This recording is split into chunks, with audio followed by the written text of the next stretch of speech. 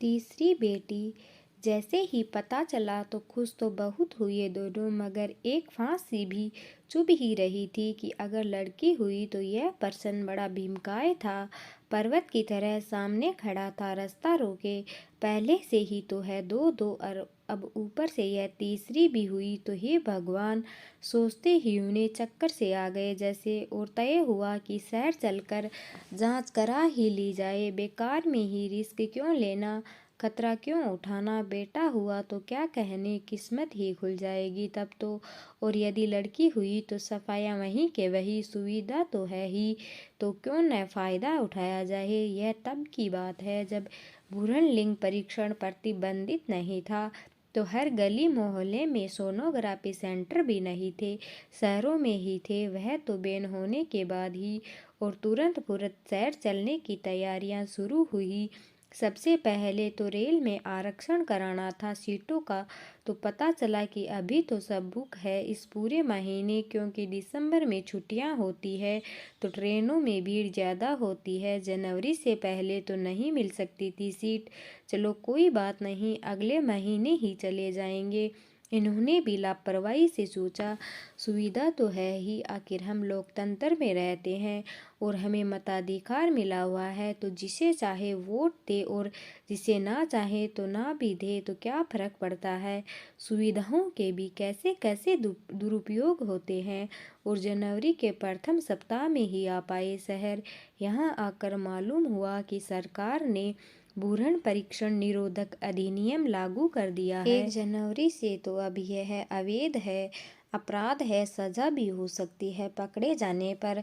तो कोई भी तैयार नहीं हुआ, इस हेतु वे अस्पताल अस्पताल चक्कर काटते रहे। मामला चूंकि नया था, अभी अभी ही लागू हुआ था अधिनियम, सो उससे कन्नी काटने के बचने के उपाय गली कूचे अभी इजाद नहीं हो पाए थे, या अभी उतने विश्वसनीय कारगर नहीं थे कि हर किसी पर आजमाया जाए बिना परीक्षण के। लोग भी तो विश्वसनीय ही चाहिए थे न। अब तो बड़ी आफत, बड़ी मुश्किल में थी जान। हाँ, इनकी जान, उस निरपराध नन्ही जान की तो परवाह ही किसे थी। उसकी जान लेने को तो तुले हुए थे, अपनी जान बचाने को करे तो क्या करे और कैसे। अगर लड़की हुई तो यही आशंका उनके प्राण निकाले दे रही थी। गोया की लड़की ना हुई, इबोला वायरस हो गया और उसे लड़की ही कहा जा रहा था, लगातार बेटी तक भी नहीं। खैर अब तो हो ही क्या सकता था, गले पड़े ढोल को बजाना ही था। यह मुसीबत भी इसी समय आनी थी, खास कुछ पहले ही आ जाते पिछले माह में ही तो तुरंत निपटारा हो जाता हाथों हाथ।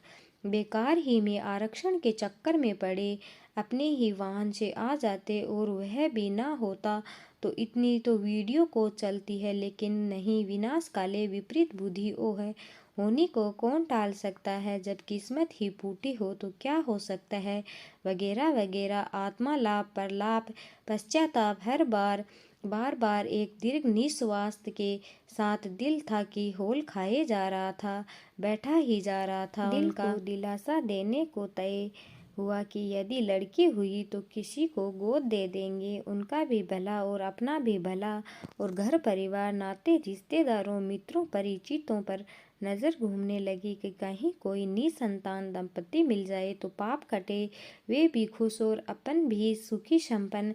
कहीं कहीं तो बात करके भी रखी कि कहीं कोई हो गोद लेने का इच्छुक तो बताना। यूं ही दुख चिंता भरे दिन गुजरते गए, आखिर वह घड़ी भी आ पहुंची, और वह भी उसकी जिसका डर था, लड़की, तीसरी लड़की। ईश्वर ने भी क्या कहर बरपाया था, जो किसी भी तीव्रतम भूकंप से कम विनाशकारी नहीं था। उन्हें तो लगा कि सारी दुनिया ही समाप्त हो गई हो, मानो सृजन की नहीं विध्वंस की अनुभूति हुई उन्हें।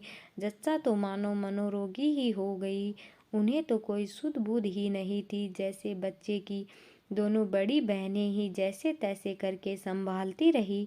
मगर स्त्री बीज में भी गजब की जिजीविषा होती है, वह पल ही जाती है, जी ही जाती है, तमाम विपरीत परिस्थितियों के बावजूद भी। और अगर वह अनुकूल परिस्थितियों का इंतजार करे तो करती ही रह जाए, क्योंकि वह तो कभी होती ही नहीं अनुकूल। वह तो चल पड़ती है, अपना रास्ता आप बनाते हुए, कुपोषित बच्ची शुरू में तो बीमार रही, इतनी कि उसका स्कूल में प्रवेश भी 1 वर्ष देरी से हुआ। वह भी बड़ी बहनों ने ही करवाया। उनके पीछे पीछे जो चली जाया करती थी वह भी स्कूल। खैर किसी तरह दिन बीतने लगे, बोझिल भारी भारी थके हुए से उस पर घर परिवार समाज की दया सहानुभूति चै चै बेचारी 3 लड़कियां। अब कैसे करेंगे विवाह का इतना खर्च कहाँ से उठाएंगे, और फिर वंश कौन चलाएगा, मुखाग्नि कौन देगा, बेटे से ही नाम रोशन होता है, दहलीज पर चिराग धरने वाला कोई नहीं, वगैरह वगैरह। लेकिन समय की नदी कब रुकी है किसी के रोके से, तो वह भी बहती रही और लड़कियां भी बढ़ती रही। तो अब मुसीबतें भी क्यों रुकने वाली थी, वे भी और बढ़ी। दया सहानुभूति दर्शाने वाले समाज की अब भ्रुकुटियां बनने लगी थी।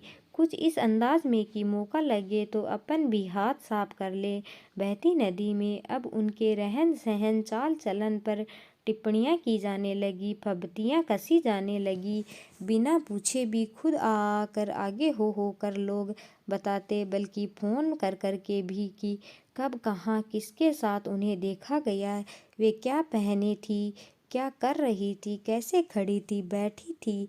भाई तो है नहीं और पिता व्यस्त रोजी रोटी जुटाने में, तो अब कौन नकेल कसे। खुली छुट्टी घूमती रहती है मटरगश्ती करती हुई, आदि इत्यादि बिल्कुल विस्तार पूर्वक तसल्ली से, जैसे उन्हें कोई और काम ही न हो या उन्हें नियुक्त किया गया हो सिर्फ इसी कार्य के लिए।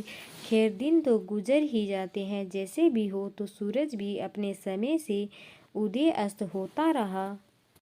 नया स्मार्टफोन खरीदा था, सो उसे उपयोग करने की बारीकियां सीखने पर हम उनके पास गए।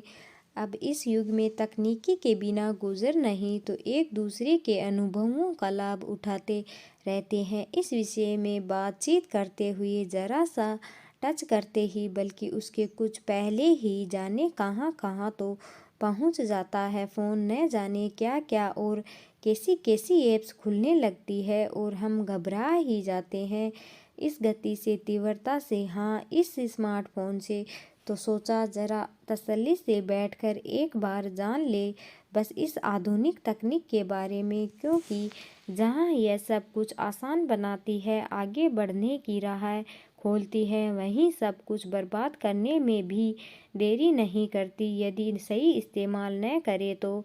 यही सब करते समझाते उन्होंने अपने स्मार्टफोन पर व्हाट्सएप ऐप पर चला कर दिखाया। कुछ तस्वीरें गुजरी नज़र में से और एक तस्वीर पर जाकर अटक गई नज़र। यह तो अपनी तृप्ति है न। तीसरी लड़की होने पर ईश्वर से गुजारिश की गई थी कि अब बस हम तृप्त हुए लड़कियों से, तो अब हम पर कृपा करें और लड़कियां न भेजे। और इसी प्रार्थना के परिणाम स्वरूप इस तीसरी लड़की का नाम तृप्ति रखा गया था। उनकी ऐसी मान्यता थी कि जब तक आप तृप्ति का संदेश नहीं देंगे, ईश्वर समझेंगे नहीं। हाँ, वे धीरे से बोले, जैसे अपराध हो गया हो बड़ा। अभी 12वीं कक्षा में अपने संभाग में टॉप किया है इसने, 91% अंक लाकर। तो फोटो अखबार में छपी थी, सो उन्होंने व्हाट्सएप ऐप पर भेजी है। बस कुछ ही नंबरों से रह गई, वरना परदेश में भी टॉप करती। आवाज़ उनकी धीमी भारी भारी थी जो हमेशा किलकलती सी ऊंची उत्साहित रहती थी जब वे उनके चाल चलन पर फब्तियां कसते थे। फ़ोन कर करके उसके चरित्रहीनता के बारे में बताते थे, चटकारे ले लेकर। मगर 12वीं का परीक्षा परिणाम आए तो काफ़ी समय हुआ, बल्कि महीनों हुए, और इतनी बड़ी खुशखबर उन्हें बताई भी नहीं गई। वह तो अभी अचानक ही पता चली, उन्होंने ही कहाँ बताई थी। अभी भी अचंभे में पड़े सोचते हुए भी मन में एक लहर सी उठी खुशी की।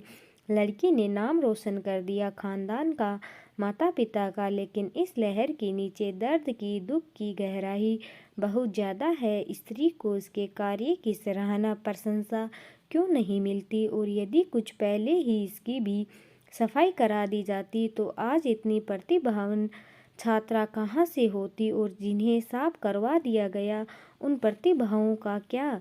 दोस्तों, कहानी अच्छी लगे तो लाइक कमेंट करके ज़रूर बताएं।